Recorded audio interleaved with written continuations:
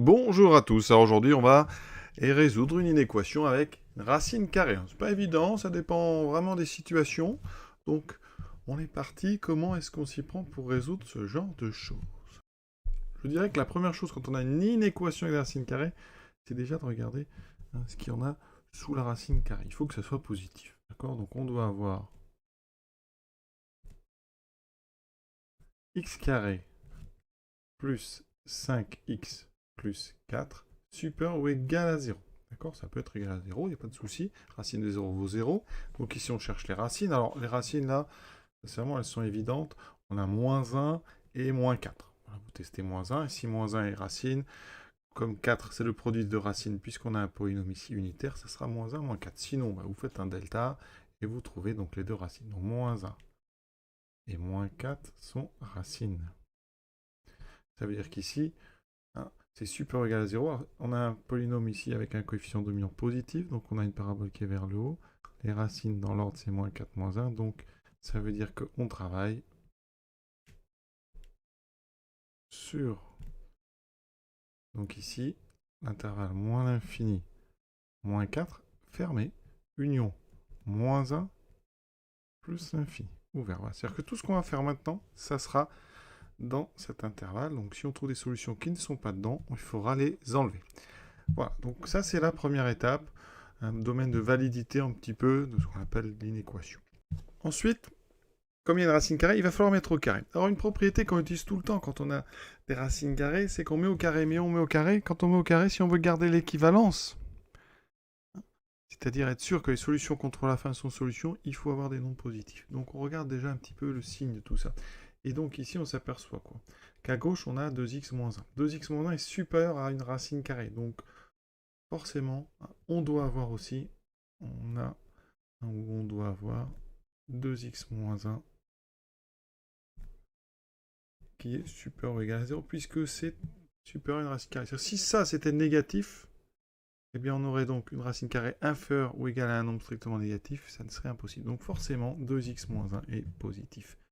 Donc x est supérieur obligatoirement à 1 demi. Alors déjà, par rapport à ce qu'on a, ça veut dire qu'ici, donc, on travaille à présent sur, donc ici, 1 demi plus infini. On regarde par rapport à ce qu'on a. Hein. Je vais faire une petite droite des réels. Moins 4, moins 1. Vous trouvez 1 demi ici. D'accord? Donc nous, déjà, on travaille uniquement sur ces deux zones bleues ici. Et maintenant, vous êtes obligé d'être plus grand qu'un demi. Donc conclusion, hein, on travaille uniquement sur donc 1 demi plus infini. Il ne peut pas y avoir de solution en dehors de ça. Ça n'est pas possible. Voilà, vous voyez qu'on avance progressivement. Maintenant, on a donc des deux membres qui sont positifs. C'est-à-dire que maintenant, on va pouvoir donc élever ça au carré en conservant l'équivalence.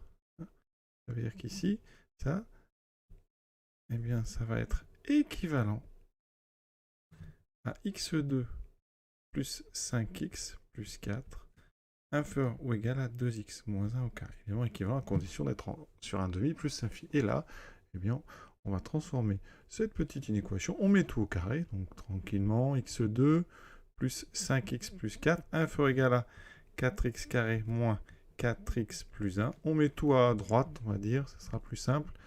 Donc, 0 est inférieur ou égal à 3x2 moins 9x et 1 moins 4 moins 3. Voilà, ce qu'on peut faire, c'est diviser par 3 et mettre tout plutôt avec un supérieur ou égal. D'accord? Ça veut dire qu'ici, on a x2 moins 3x moins 1 supérieur ou égal à 0. On est amené à résoudre cette inéquation et à ne conserver que les solutions qui seront dans 1 demi plus l'infini. D'abord, il faut les racines. x2 moins 3x moins 1. Donc là, on ne voit pas de racine évidente. Donc on calcule delta rapidement. b carré 9 moins 4 fois moins 1. Donc plus 4, ça fait 13. Donc il y a deux racines réelles distinctes.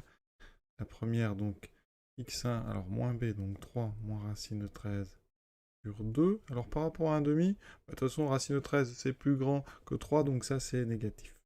D'accord? Donc c'est plus petit que 1 demi. Donc ça, c'est important. Ensuite, 3 plus racine de 13 sur 2. C'est effectivement, ça On voit tout de suite, c'est plus grand que supérieur ou égal à 1,5, même plus grand que. Donc, conclusion. Donc, la solution de notre problème, c'est, on est donc dans 1,5 plus l'infini, et il faut faire l'intersection avec cette zone qu'on vient de trouver. Ici, supérieur ou égal à 0. Quand est-ce que c'est supérieur ou égal à 0? On a les deux racines, on a une parabole qui est vers le haut, avec ici x1, x2. Alors, on doit donc ici être à l'extérieur des racines. Donc, nous, ça veut dire qu'on sera dans moins l'infini x1, union x2 plus l'infini. Donc, on doit faire, alors ça, je vais appeler la solution 1. On doit faire, donc la solution, c'est 1,5 plus infini qu'on intersecte avec cette solution 1. Et donc, vous voyez bien qu'on va garder uniquement, puisque x2 est plus grand que 2, on ne va garder que ce qu'il y a après x2. Donc, on a cette zone. Alors ici, je vais écrire la valeur. C'est donc 3 plus racine de 13 sur 2 jusqu'à plus l'infini. Et l'exercice est terminé. Donc, on va dire qu'il y a 3 étapes. Une première où on s'occupe de le domaine de validité d'existence de la racine carrée. Ensuite, grâce à ça, on va pouvoir travailler maintenant sur une équation. On regarde le signe des deux membres. On se met dans le cas où, évidemment, là, on n'a pas le choix. Forcément, les deux membres sont positifs, sinon on a une impossibilité.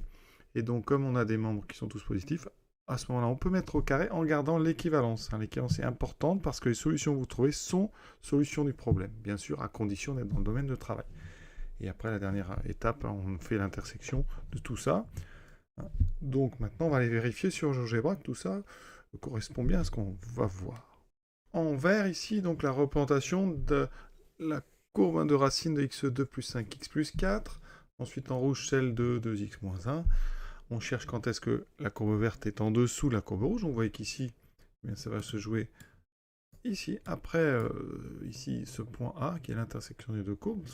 On m'annonce une abscisse de 3,3. Donc, ce que je vais faire, je vais juste vérifier et calculer 3 plus racine de 13. Et donc, tout ça divisé par 2. Voilà. Et on m'annonce effectivement 3,3. Donc, ça correspond en tout cas. Et on est bien donc sur une zone qui va de à peu près 3,3 jusqu'à plus l'infini. Vous voyez bien d'ailleurs que la courbe verte, elle est en deux parties. On enlève tout ce qu'il y a ici, donc strictement entre moins 4 et moins 1. Donc ça, c'est notre domaine au début de validité. Et ensuite, on a vraiment tout ce qu'on a vu dans le sujet. Voilà, ça corrobore donc ce qu'on a fait. Je vous souhaite une bonne fin de journée à tous et à bientôt.